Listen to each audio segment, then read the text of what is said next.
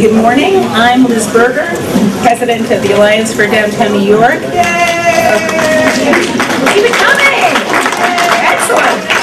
And on behalf of the Alliance and the Real Estate Board of New York and Savanna, welcome to Lower Manhattan. When we were thinking about what to call today's event, there really wasn't much debate, because what all of us have witnessed since Hurricane Sandy made landfall is a community determined to get back to business. Now, there have been bits and pieces of news in the papers, but what we are presenting today is the full portrait of Lower Manhattan's recovery and resilience. And I hope you will leave with a full understanding of just how far Lower Manhattan has come towards recovery and beyond. You'll hear from a prestigious panel of experts describing what happened, the steps they took to move forward, and their ideas about preparing for the future. And while I certainly don't want to minimize the problems and losses that property owners, big business, small owners, and residents have faced, and that a few still continue to face, what we are here to do today is acknowledge what has really been a remarkable comeback.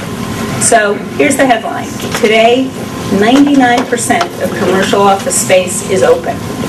99% of residential inventory is open. 96% of hotel rooms open. And 90% of small businesses are open and back in business. I have lived in Lower Manhattan for more than 3 decades. That's right, more than 3 decades south of Fulton Street. And I have watched it develop from a 20th century finance and government center into a 21st century model of a new kind of central business district. Now, part of that journey has been responding to adversity.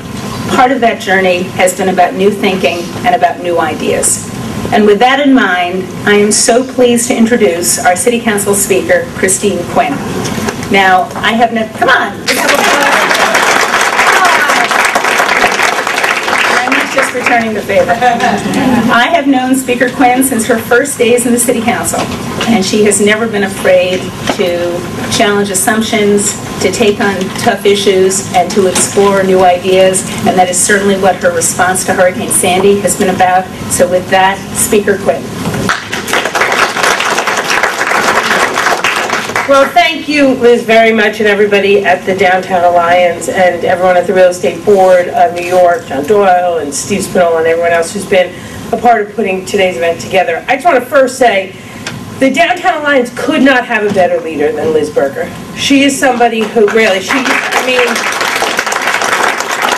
if there is somebody who personifies never giving up, looking forward, not looking back, finding a way over, out, around, or through, it is Liz Berger. And I think every day in downtown Manhattan and everywhere we get to be with Liz, she is an inspiration to all of us to keep moving, keep going, never look back, and just push your way through. So Liz, we're lucky to have you here. Subtle, yeah, right. You and me, we're all about subtleness. So is the Real Estate Board of New York. You know what I'm saying? It's not a subtle crew, and that's good, because subtlety takes too long to get you where you need to be going. Let me be perfectly clear. But Liz, we need you here right now, and we're so lucky you're here now, and you've been here for a while. So let's hear it again for Liz Berger. You know, and it's great to have everybody in this room. To have the Downtown Alliance, have the Real Estate Board of New York, to have residents, to have small business and neighborhood leaders.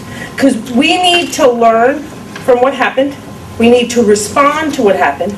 We need to get the numbers to 100, so the high 90s are extraordinary. But we also need to get the story out about where we are today.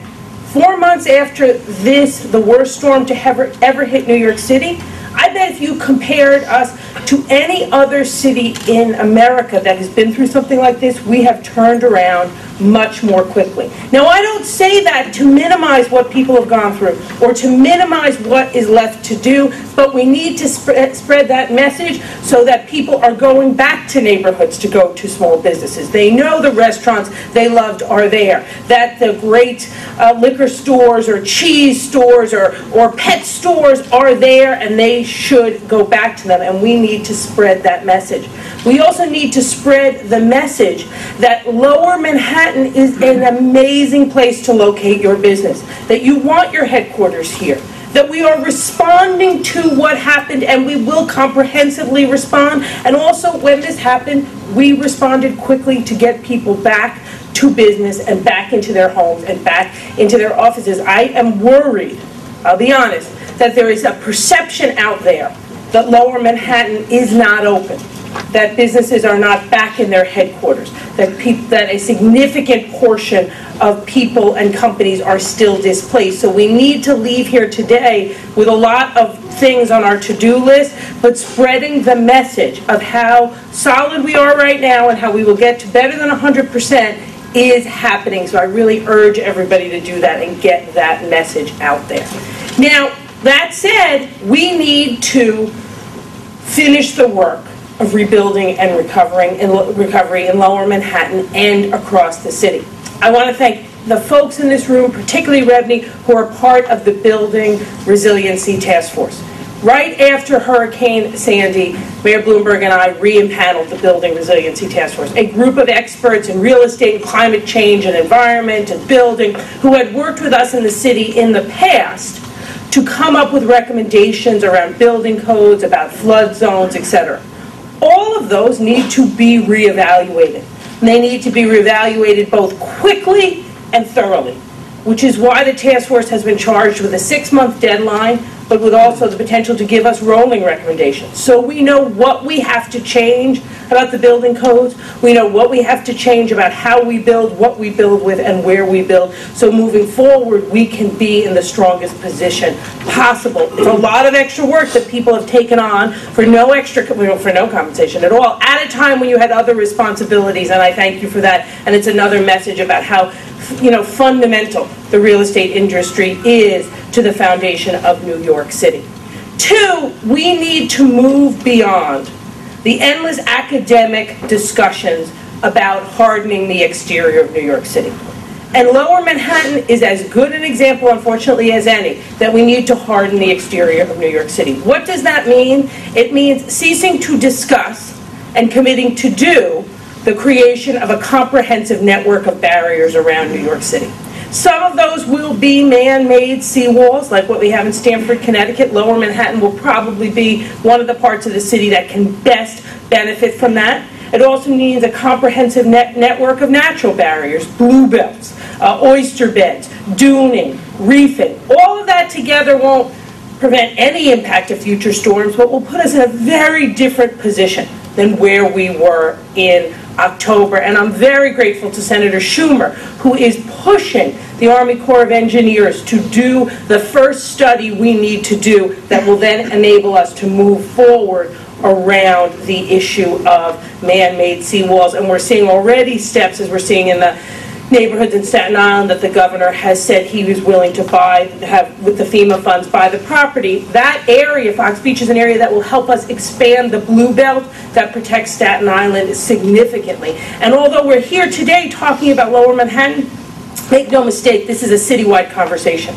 Because what we do that protects Lower Manhattan then will create more resources in the next storm that don't have to be here, that can be somewhere else. What we do to protect Staten Island helps Lower Manhattan, because resources that don't have to go there can come here if need be. Now, I don't want to take up too much time, but I want to give you a sense of how committed we are at the Council to work with all of you to make sure that we do not lose this opportunity that we have now. Responding to Hurricane Sandy in a comprehensive way is the largest infrastructure challenge of our time, in my opinion. It's about barriers. It's about materials of how we build, where we build, the building code, the flood maps. It's about how we deal with our telecommunications network, how we deal with our energy system, how we deal with how gas stations, energy, etc. If we wait a year or two to get to this, and it will cost money and be a government commitment as well as a private sector commitment, we won't be able to do it. Because once things move out of our mind, the urgency goes away too. So we need to seize the urgency of this moment, and I'm so glad you are doing this morning, so we move forward comprehensively.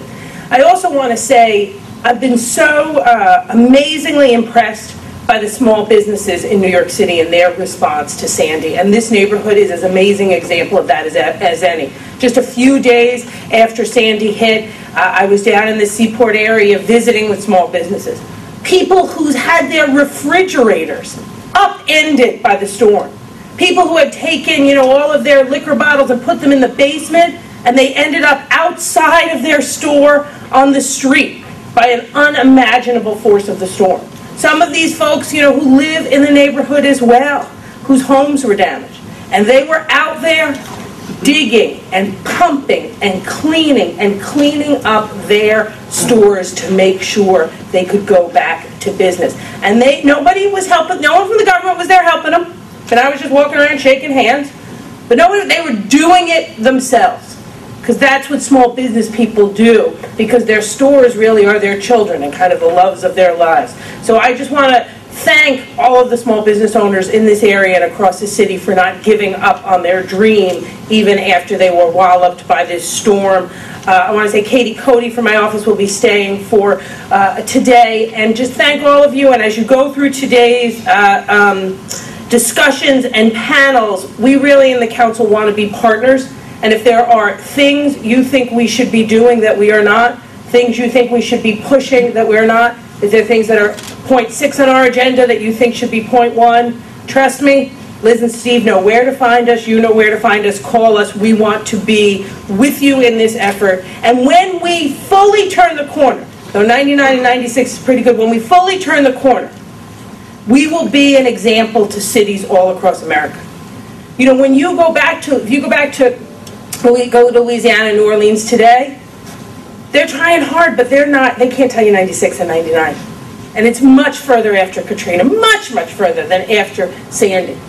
No one ever responds the way New York City does. No one gets up faster and stands taller after they get up than New York City. So what we're doing today, what we have been doing, is about us first and foremost, but it will put a model and a roadmap out there that will help every community that's vulnerable to storms in this country. So for that, I thank all of you as well and wish you very good discussions and lots of good ideas that you can send to City Hall, which I will then say were mine and give you no credit. All right, thank you.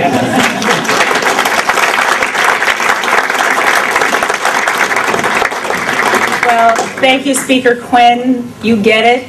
And we are so lucky to have you in our corner, which is good, actually, because Steve and I do have a 4-point plan that we're going to send to you later. Now, as I mentioned before, REBNY and the Alliance partnered with Savanna in this important event, and here to welcome you to 100 Wall is Savanna VP Kevin Hood.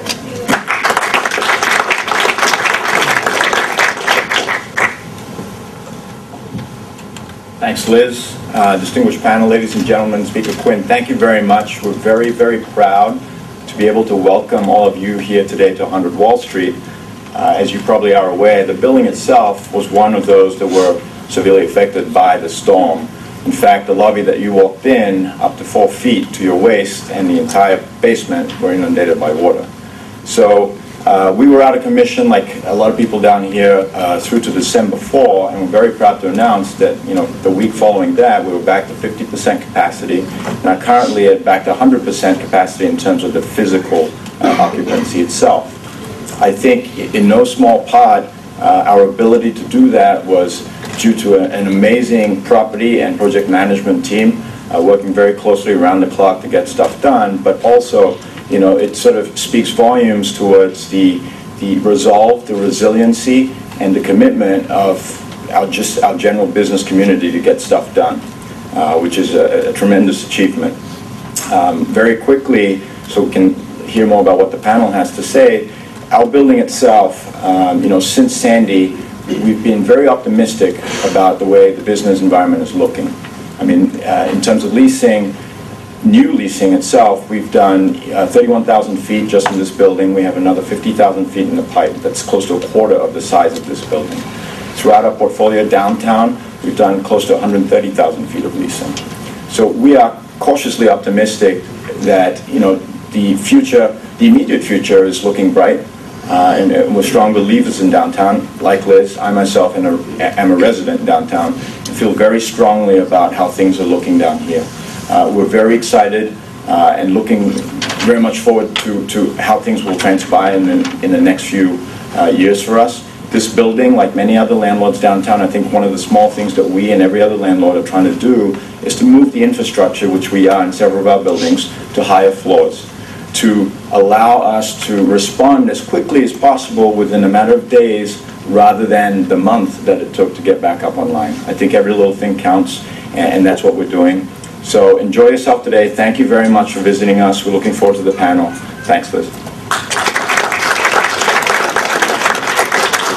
Well, thank you, Kevin. And I think this building is an example of what many buildings and many owners downtown did. Now, I know the panel is the exciting part, but first we're going to have the lesson plan. And I am going to take everybody through exactly what happened and when and how we came to where we are today, which is back to business. 4 months ago today, this building, as Kevin said, was bracing for the 100-year storm.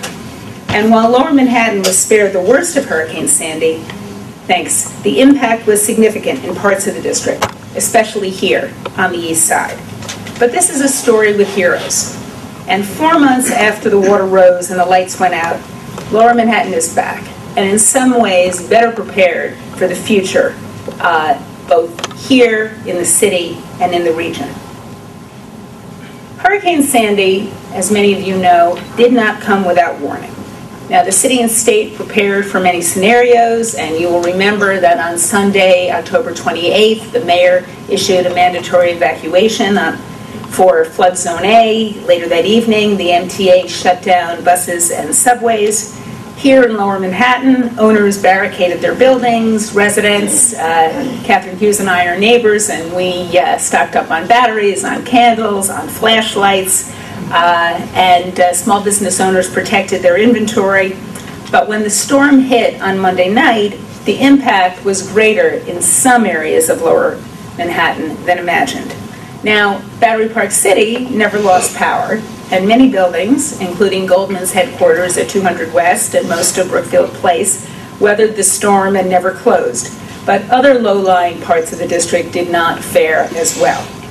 Floodwaters rose above flood barriers, Battery Park was flooded, and Verizon's West Street and Broad Street switching stations were inundated, disabling telecom and data service. And, like the rest of Manhattan south of 39th Street, most of Lower Manhattan lost power when a flood-related explosion shut down Con Ed's 14th Street substation. Trade Center construction was halted, tourist destinations closed, residential buildings and small businesses were in the dark. But as early as Tuesday, as early as the next morning, Lower Manhattan had started to bounce back. Crews cleaned debris and started pumping.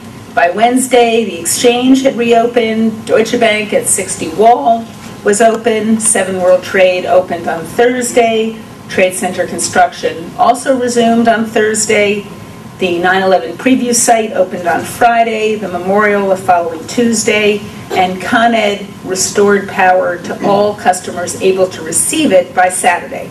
The buses started running, the subway started running, and I think this is important to note because really 2 things happened in Lower Manhattan.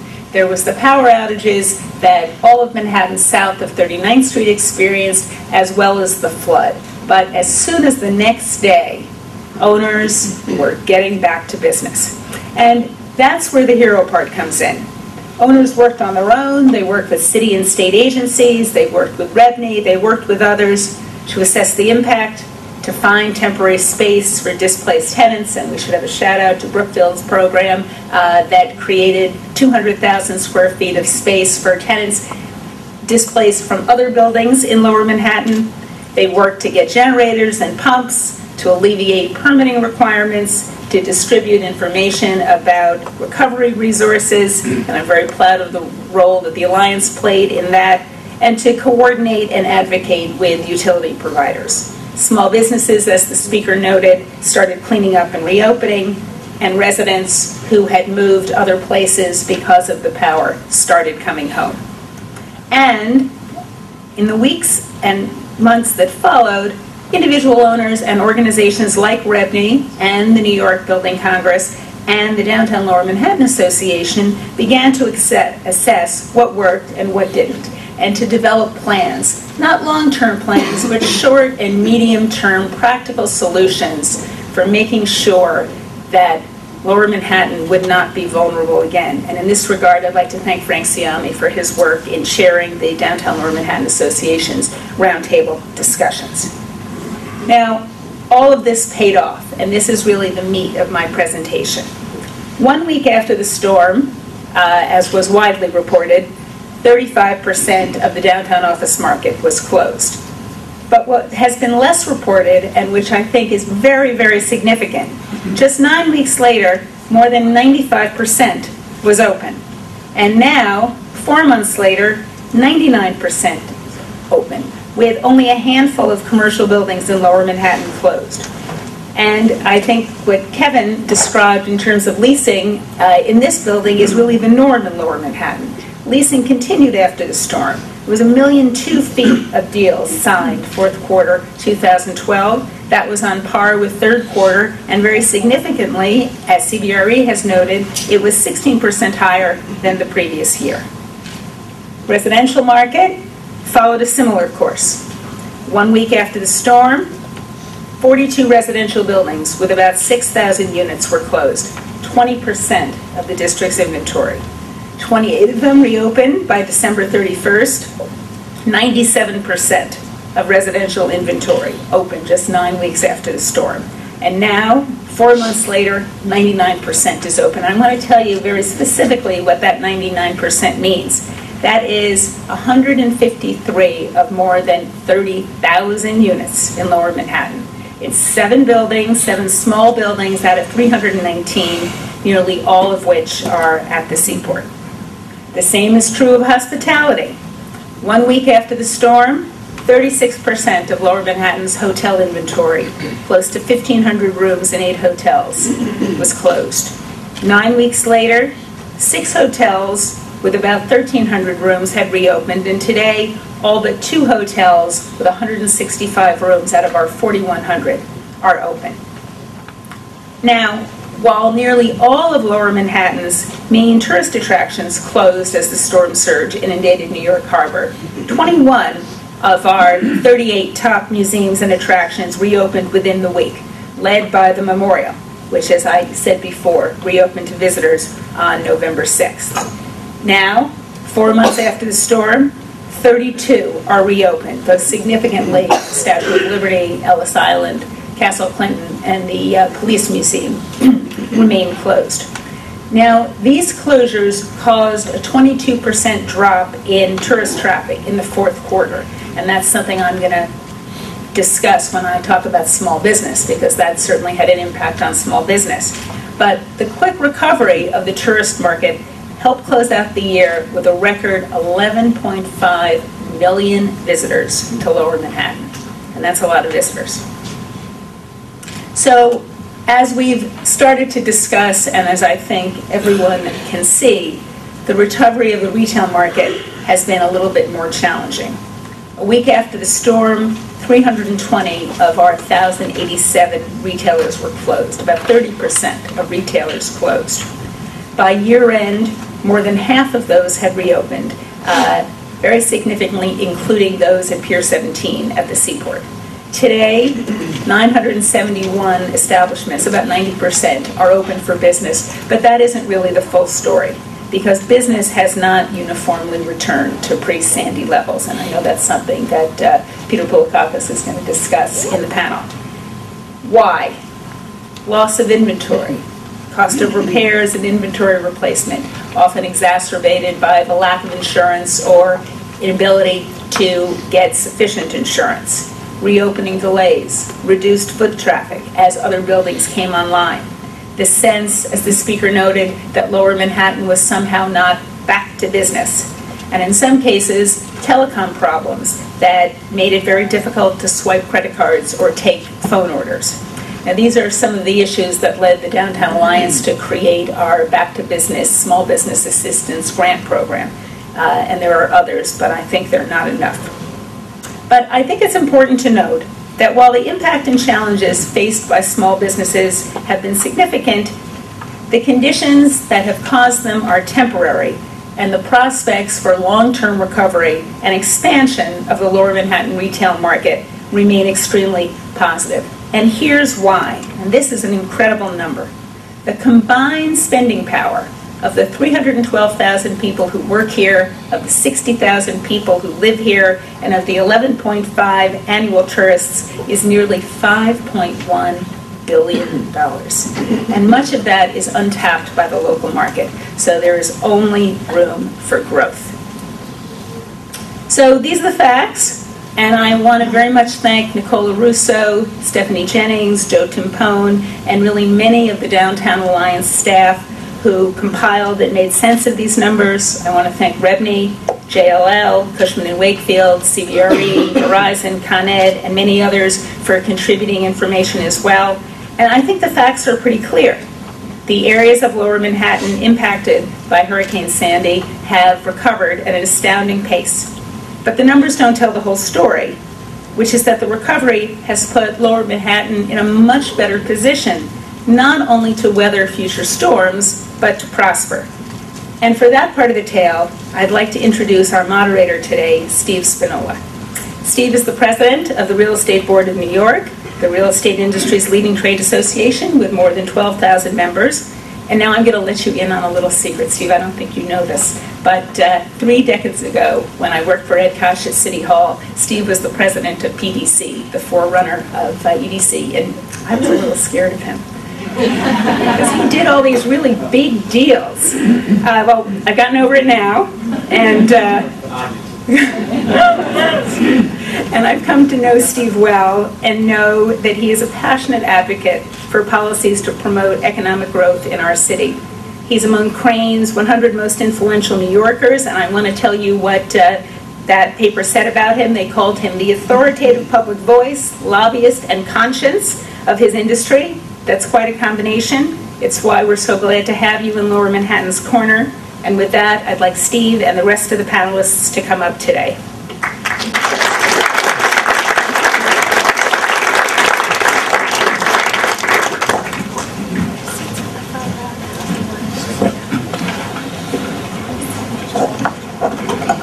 Okay, are we sitting in alphabetical order? They tell me to introduce you in alphabetical order.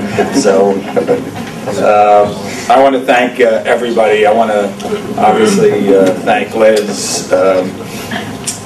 I really don't think she was scared of me, but she's been a partner on so many things that affect not just Lower Manhattan, but the city of New York, and her leadership has been extraordinary, and so we're very proud to call her a partner in whatever we do, and if you're not scared of her, you should be.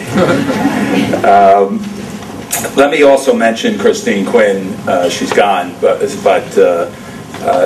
what has been impressive about Christine and as speaker is right after Sandy, and she's been doing this everywhere else, she called us and wanted our input. And so this is the kind of leadership that really is helpful. It means that there's not just a little world somewhere sitting in some couple of government offices, but she clearly recognizes that business is an important partner in the future of the city of New York, and I'm grateful for her strong leadership on not only Lower Manhattan and Sandy, but for so many issues. So I thank that. I thank our panel for joining us. I'm not going to comment on Liz's plan here, because the first question to our panelists is to ask them, basically, is Liz a little optimistic? Is she a little pessimistic? Did she miss anything? Are there issues? And we're going to ask each of you to maybe do a couple of sentences response. But first, I get to introduce you in alphabetical order. David Chaikin, Vice President, Brookfield Office Properties. I have the wrong page here. One second. But you are the first person. Vice President, U.S. Commercial Operations at Brookfield Office Properties. David is the project lead of Brookfield's recently announced $250 million redevelopment of Brookfield Place, which includes a complete revitalization of the complex 175,000 square foot retail and waterfront dining area. Patricia Dunphy is Senior Vice President of Development, Rockrose Development Corporation, for the last 2 decades. Patricia has led the retail division at Rockrose, and before that she directed its residential marketing and management division. Patricia's current projects include acquisitions of residential properties and development sites. Meyer last is a partner of real estate development of Fried, Frank, Harris, Shriver, and Jacobson. In the aftermath of Sandy, Meyer has been involved on behalf of landlords and tenants whose buildings could not be occupied as a result of the storm, including representation of the ownership of 55 Water, which, as you know, is the largest privately owned office building in the country, as well as representing his own firm at One New York Plaza. Chris Levendos is the Executive Director of National Operations of Verizon. He is responsible for planning and managing the expansion of Verizon's fiber-based network and core network, and has been the point man on Lower Manhattan recovery after the storm. And by the way, I know that wasn't always a pleasant position to be in, because nobody was, after a storm like Sandy, nobody's happy and you always look to blame somebody, but Chris has always responded, and the amazing amount of work that has taken place since is just extraordinary. Kevin McCann is the Senior Managing Director of Corporate Occupier and Investor Services at Cushman Wakefield. He has been responsible for opening and commissioning several major office towers, including American Express Tower, 60 Wall Street, 75 Wall, and the NYMEX headquarters at World Financial. Okay, this is the real challenge. Peter Poulakakos. Am I good enough, Peter? Not bad. Not bad, okay. Owner, I said it again, Poulakakos Family Restaurant Group. Peter owns a number of the establishments on Stone Street and in Lower Manhattan, including the popular financiers Harry's Italian and Adrian's, several of which were flooded during the storm. As a result of it, business lost power, suffered damage, and loss in foot traffic. Bruce Surrey is the Executive Vice President of CBRE, and he has more than 30 years of commercial real estate experience, with the primary focus for the last 25 of them on Lower Manhattan.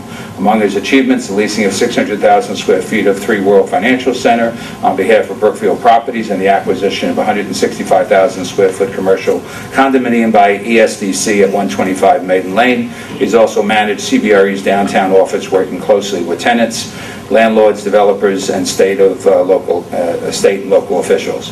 And rounding out our panel today is John Wheeler, Managing Director of Jones Lang LaSalle. John has been with JLL for 14 years and is responsible for creating and implementing strategies on behalf of corporate occupier investor clients.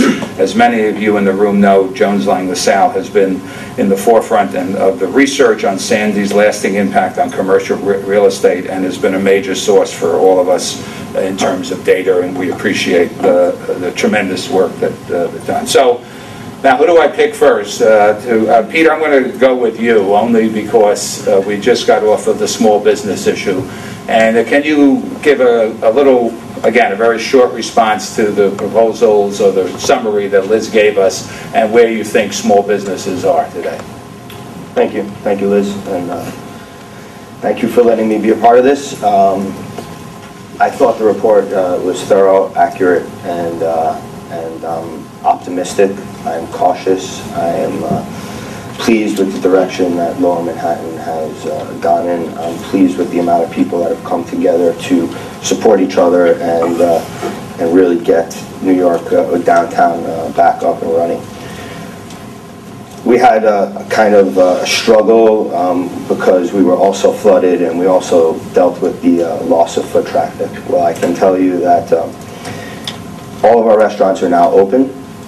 It took us some time. It took us 1 week to get Stone Street open, and 2 weeks ago, Harry's Italian on Gold Street just opened up, which we were very happy about. So we're completely open now, and we are optimistic with the business that we're doing. I would say that our business is stable, right, which is a really good thing after such a storm that we suffered. I think we were fortunate. You know, everyone was worried that it was the best time of year that we were hit with the storm. I think it turned out to be very helpful, because although our businesses were down 50%, 60%, 50% in December is better than 50% in January or February, and I really think it helped, and the people really came together to support. And now I see, I can tell you that some of the facts are that Our business is stable. We actually opened up a new establishment just last week called the Dead Rabbit Tavern on 30 Water Street. And it's been really well received, not only by Lower Manhattan, but all of New York City. And it's already ranked as one of the top bars in Manhattan. Our cocktail crew has been fantastic there, and I'm just so happy that people are coming from all different parts of Manhattan, the outer boroughs, other boroughs as well, Brooklyn, Queens, and it's been a great opening. No different from any other positive opening that we've had in any of our restaurants. So I look at it as a great sign of optimism and good things to come. And we've taken on a lot more leases as well in Lower Manhattan, as many of you may know. And we're very excited about every single project that we're doing. We think that there's going to be a new wave, not a water wave, a new wave of talent that's going to be coming downtown. We're going to have great chefs, great wine directors, great director of operations, great cheesemakers. You know, we're very excited about bringing a lot of talent down here, and everyone seems really optimistic about it. So I think if great people come down here and the great people that are here support them, I see a great future. Peter, just quick, how much further back were you planning the new opening of the bar? And when Sandy happened, was how long of a period did you seriously think about what you were doing? Well, I mean, we have 20 food establishments down here, so we did a lot of thinking. The new bar wasn't the only thing. The new bar actually was the one that suffered the most. The basement was completely flooded, and we had 3 feet in the first floor. So in some ways, that's horrible in the fact that we were building it and we had to rebuild, but we were in the construction phase already. So we just had to basically go through our construction, and it worked out well. It affected our timeline. We were worried, but as we saw the big buildings opening up again and the people coming down and people being able to call and use the telephones and know that we were open, we saw the future. We saw that it was coming back, and I think we're fine with that now. David, as I guess Brookfield is the largest owner in Lower Manhattan, can you give us a sense? And many of your buildings were not badly hit, but then you clearly were impacted. So can you give us a sense of your view right now of Liz's report and where you think things are? Sure. So we own One New York Plaza, which was obviously impacted. We also own One Liberty Plaza and Brookfield Place, which primarily were not impacted, at least not directly. From an office occupancy standpoint, interest is strong, and we don't really see, there was obviously a pause for the fourth quarter, but first quarter and second quarter, serious interest from the office occupier front is pretty strong. I think that it's true there is a perception problem, but there isn't a reality problem for the vast majority of Lower Manhattan. And there needs to continue to be a real focus on behalf of everyone in the room to help the small business owners, particularly the street side guys, like the Water Street Quarter continues to need attention to bring back those retailers, to bring back the vitality that it has. The Downtown Alliance has a plan working with the EDC to really help change physically what Water Street looks like and how it operates, and that'll be very helpful. From the other side of Lower Manhattan, things that are happening along the waterfront, we continue to see very strong interest from restaurateurs and retailers to our new project. The Poulakakos family we've teamed up with them to do what we think is going to be the best restaurant and dining experience in New York, and the interest that we see from chefs not only throughout New York but throughout the country is really a sign of everyone's optimism for Lower Manhattan. Patricia, from a residential side, can you give us a sense as to with Rockrose's significant holdings down here? Well, we're actually done very well. At 200 Water, which is approximately 600 apartments, which was badly damaged, we had, I think, 6 people didn't come back. And those were actually, and I think 4 of those leases were leases that were turning over. So everybody came back to the building. At 99 John Street, which is a condo for sale, I was thinking, oh boy, but we did better this December than a year ago in terms of contracts that were taken in. The building is about 60 or 70% sold, so it's the end of the project. But we still had, I think, 7 contracts, which, first of all, for that time of year is amazing, and also for what's happened, So we're very optimistic on a residential standpoint. Retail is a bit slower.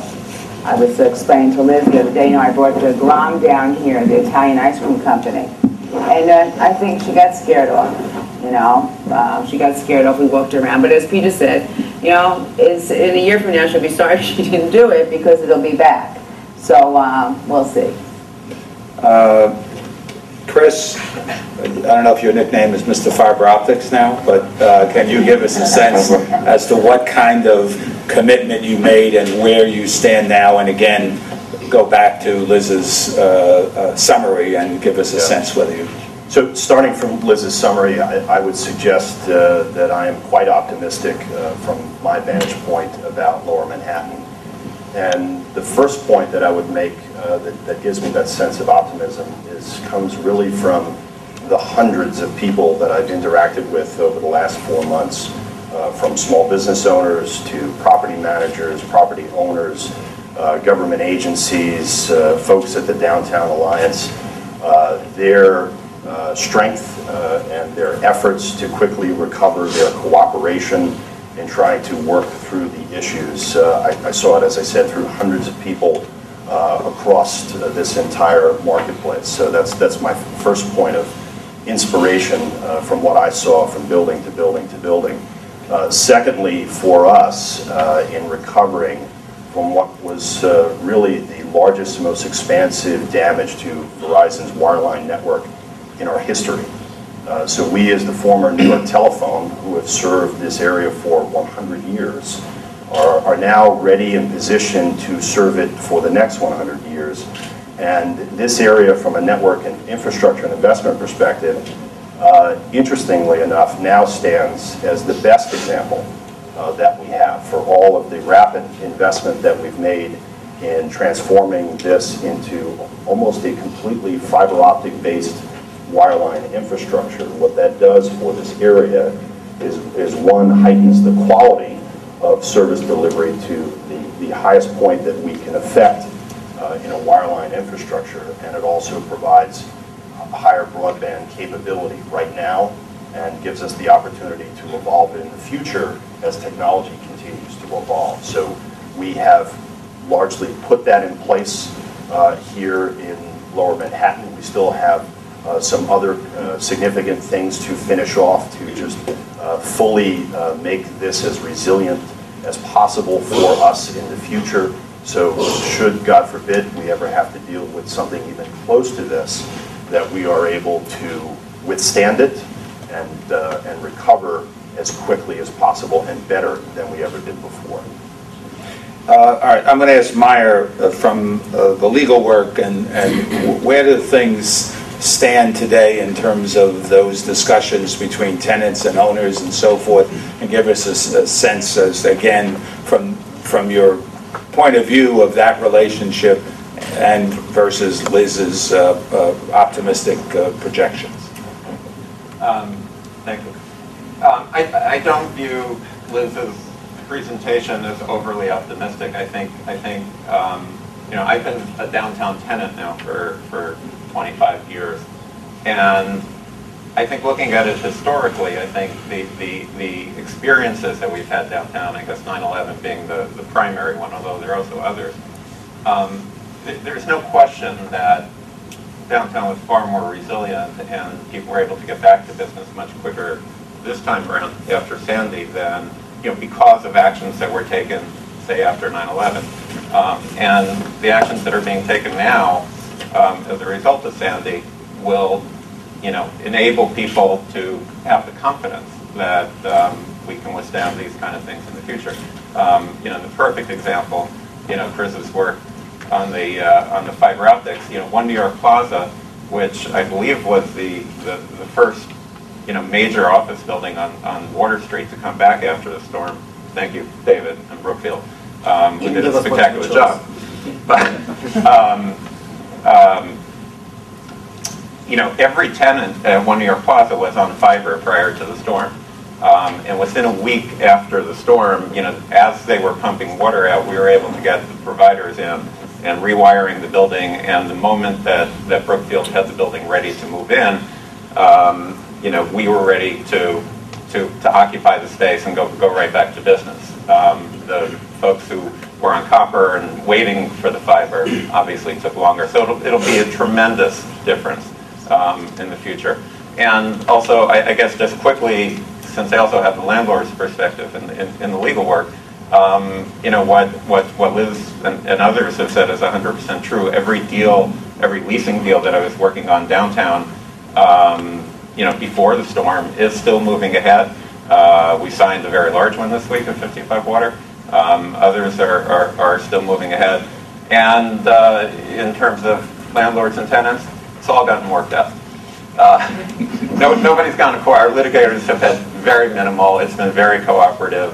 And you know, I think everyone has worked together. The landlords are looking to keep their tenants happy. Tenants want to be back in business. And it's been a very cooperative effort, not a you know, tense relationship in that sense. Despite the story you may hear about the rare case where somebody is actually suing somebody. There are rare cases, but you know, the big buildings and the big tenants, it's really not been the experience. Okay, we have 3 brokers left now, so they always get the final word in terms of responding. Give us a sense, do you use Liz's proposal or summary for dealing with the tenants that you're going to be representing, and what is your sense as to where the market is? I don't know who wants to start. Maybe we'll start with John since I introduced him last. Sure. I think what Liz's information really pointed out that was important is the reality, the tangible leasing that's happened.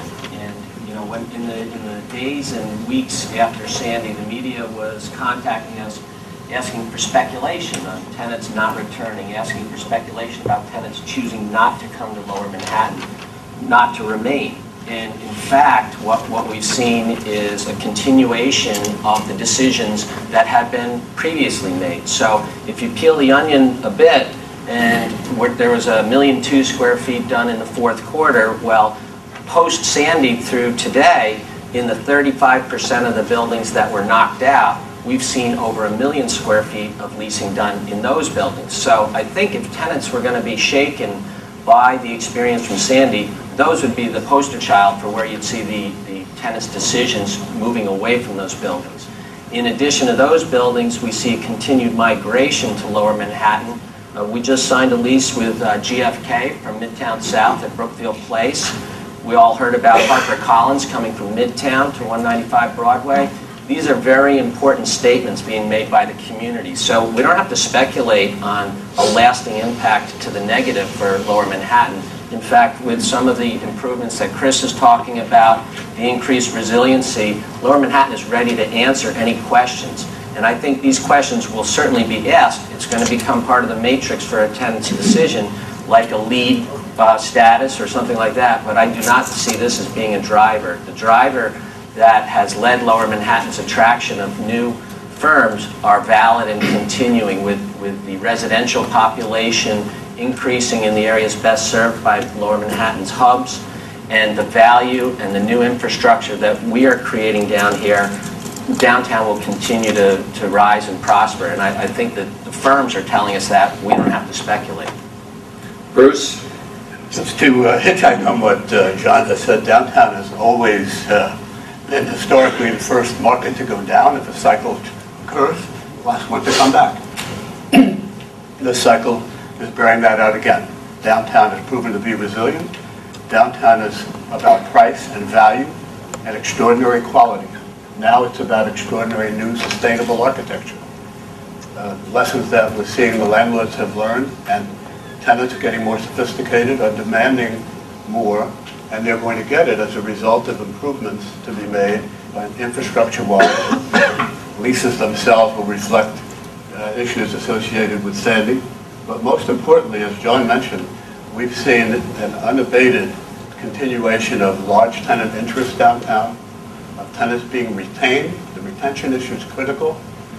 Communication of these transactions will be very important from a publicity standpoint, getting the message out.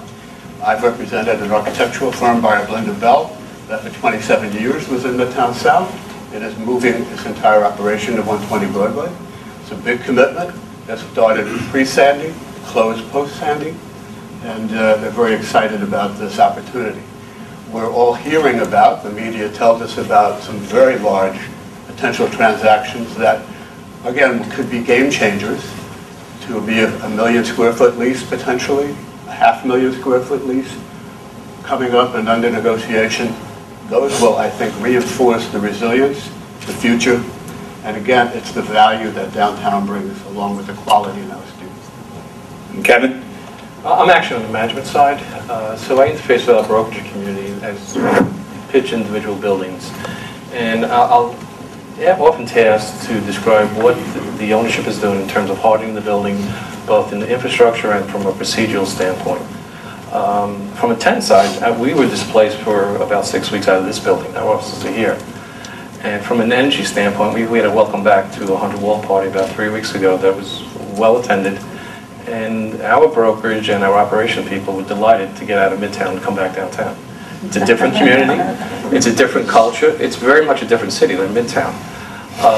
These buildings in downtown, generally, because the nature of the services down here, the financial, the insurance, generally are better buildings from an infrastructure standpoint than they are in Midtown, believe it or not.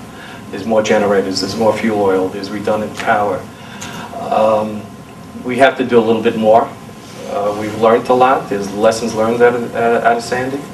There was lessons learned out of 9/11. There was a similar flood back in '92, not near as severe, that we've learned. And it's going to come back stronger and actually be a better community. Lessons learned. Peter, I'll go back to you. What lessons have you learned, and what lessons would you like to tell your fellow retailers about that you clearly learned from this experience? Well, I mean, we're taking the possibility of a storm very seriously now. There's only so many things you can do. Just so happens that we're signing our 3 biggest deals that are going on right now are on waterfront property or literally on the water. So we've been very focused on how to handle that. In Pier A, for instance, the way we're constructing it, we're constructing it to have an ability to take on a bit of water, being able to move our equipment out and bring it back after a storm. Battery Maritime Building, we're looking very closely into seeing what we can do there. We were very happy to see Brookfield Place survive the storm so well and really work hard to make sure that the facility was top notch, and it looked like, I mean, from the outside, it looked like nothing happened in Brookfield Place. So we're not quite as concerned in Brookfield Place as to what we're doing. But overall, we're trying to get more services up on the roof. A couple of our bars, we were very fortunate because some of our ventilation systems and things like that are working from the roof, so we didn't sustain damages to those. But now we're trying to get some of the electrical up as well. Little by little, it's expensive, it's costly, but we're very focused on it, and there's going to be a lot of small projects happening from month to month to better our services and to strengthen our buildings. Kevin, I'll come back to you then. What are the building owners doing specifically in some cases in terms of for better preparation? All your critical infrastructure that had been in the basement, switchgear and telecommunications, all being relocated. Yes, it's expensive. Sometimes you have to take back income-producing space. But by and large, every client that we have, they're committed to doing that. They're also studying the height of the building. Can we put in floodgates? How high should they be? What procedures do we have to have redundant services back in? And also design the building so that if we have a reoccurrence, the recovery will be much quicker. Instead of weeks, it'll be in days. David, do you want to add to that or also discuss a little bit about the immediate experience of Sandy and what you did for the last, during the storm hitting? Sure. Both of them, in terms of the immediate response, I think all of the commercial landlords down here look to their property management people in these scenarios as going above and beyond. I mean, these are guys that slept in their office for 2 weeks, and they show a commitment to their properties that you do to your small business or your children, your family. Like, they've built these places and they have real strong commitments, and I mean, our guys work tirelessly. What you learn beyond the physical stuff that you touched on, I think Meyer hit on it, is that your tenants, you have to have a relationship with these people to work through. There's a community both within the building and in the neighborhoods that there are ways that everyone could be contentious and you can fight your way through it, but the more you can team up with these people, the more you can communicate with them, the more you can educate them as to what you're doing and how you're doing and what their time frame is. It made the process significantly easier for us to get through. Patricia, you mentioned that retail wasn't coming back as quickly. Do you want to give us a sense of what your vision is for where the retail market is going to be? Well, no, I think it is going to come back. You know, I was on a panel yesterday at Tara Stakem of C&W was there, and she actually made the statement that downtown will be the news. Not going to be in the news. She's saying downtown market will be the news in the next 2 years coming forward, and I think that is true. That people will, you know, and on Water Street, certainly the Alliance is very involved, and hopefully we're going to get some of these changes put into place that's going to help. And I think, like, for that, this is just a little small store that I have there. I think basically I'm just going to take it off the market and wait. I think that's the best thing to do. Excuse me. Starbucks opened up right before the storm, right on the corner there of John and Water, in a little building that we had, a little out parcel that we bought. And we decided to preserve the existing building, and we put them in there, a beautiful installation, and I guess it was 2 weeks later they opened up and the storm came. And they're back up, and it's getting better. It's definitely getting better. And so I think we're going to be okay, Steve. I think it's just going to take a little time for new retail to come down. Chris, Verizon, its network, its customers in Lower Manhattan positioned for the future. Why don't you use this as an opportunity to give out an ad about what Verizon has really done here, and the fact that you've spent a couple of decades of investments in Lower Manhattan. Yeah, we've made the equipment investment that we've made here in the last 4 months is equivalent to 20 times what we made on an annual basis last year. We made that rapidly here in the last 4 months, and that has, as I said before, provides great quality and broadband availability for this area, and it becomes the best example of our wireline infrastructure. This investment has really been in context with the commitment that we've made to the entire city of New York. We have already been in the midst of fiberizing this entire city. We had a reason and a cause to obviously focus and throttle plans forward here as fast as possible to restore service. So we are committed to this great city. We are committed to this specific area, and as well to the other affected areas in the city of New York impacted by Sandy. So where we actually had already great amounts of fiber optics in the lower parts of Staten Island and along the Brooklyn waterfront, and as well as in Queens. So their resiliency and restoration happened very quickly. This area certainly much more complex. The relationship for us as far as customers to their telecommunication services are equal. So whether you're a small business owner with a couple of phone lines and an internet connection, or a Fortune 500 company with very complex needs, your expectations and your need for these services are equal. How those services get delivered to you and their scales are different, but they're equal, and we certainly recognize that. So our fiberization plans goes across the gamut there for this area. So it's fiberizing the small businesses, fiberizing the large commercial enterprises, the government agencies, and everybody in between. Yeah. And the number that shocked me, you lost 95% of your copper wire after Sandy. Yes, as I said before, this example is the most damaging impact to our wireline that we've had in our history. We had tremendous damage to our 140 West Street office building and network building on 9/11. We had a famous fire at our 2nd Avenue Central Office of 13th Street in the 1970s. Similar incident out in Bushwick, Brooklyn. But those were isolated, they were aggregated, they were simply our network, our buildings to fix.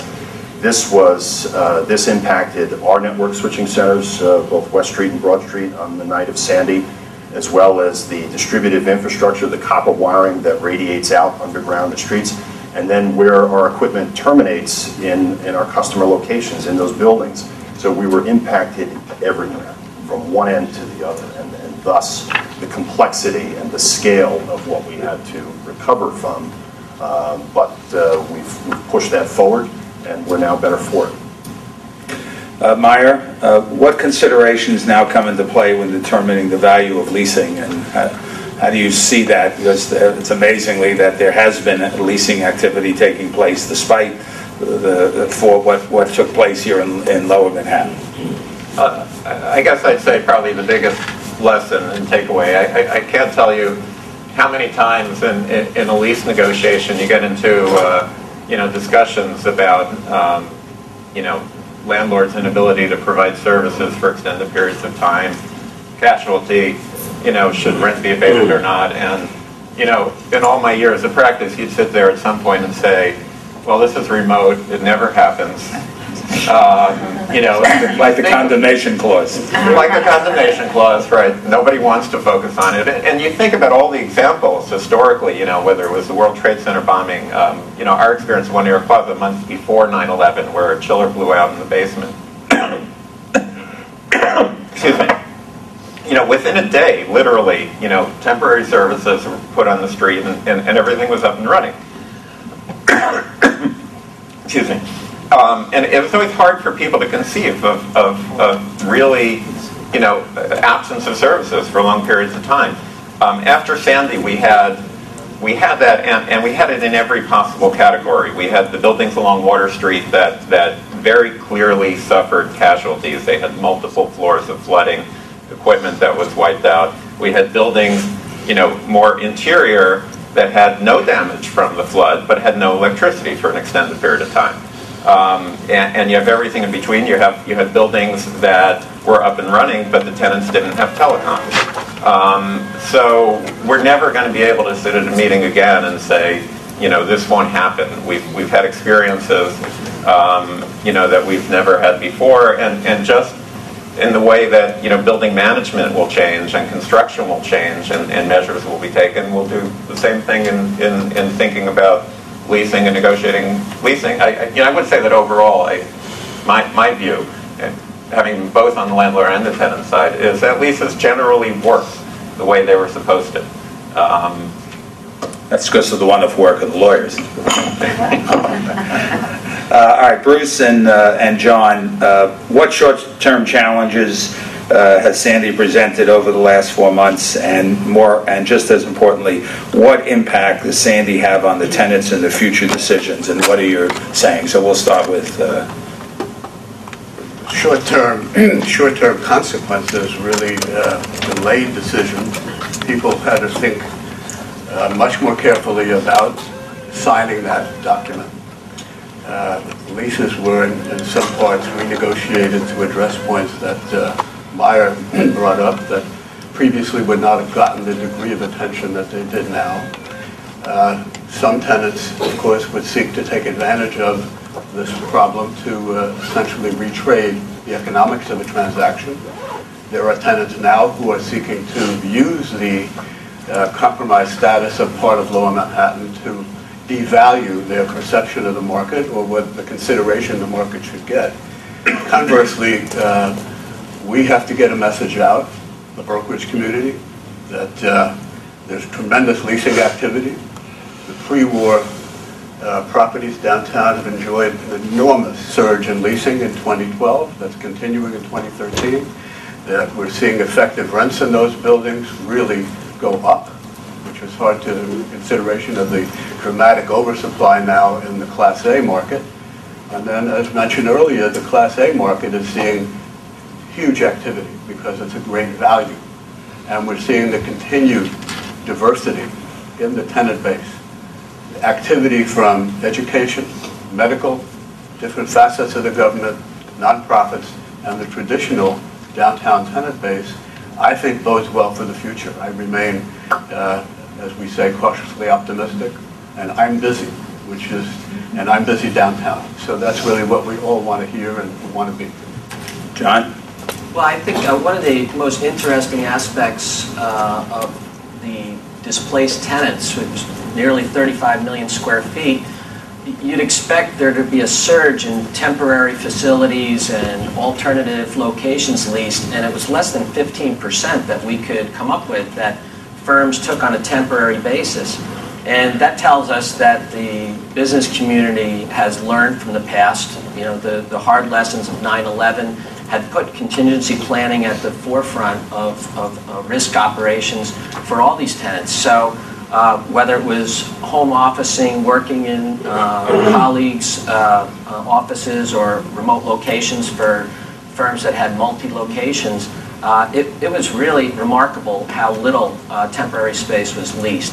That also sped the return to these buildings as they opened up. So I think at the street level, you know, we saw the return of the vitality very quickly.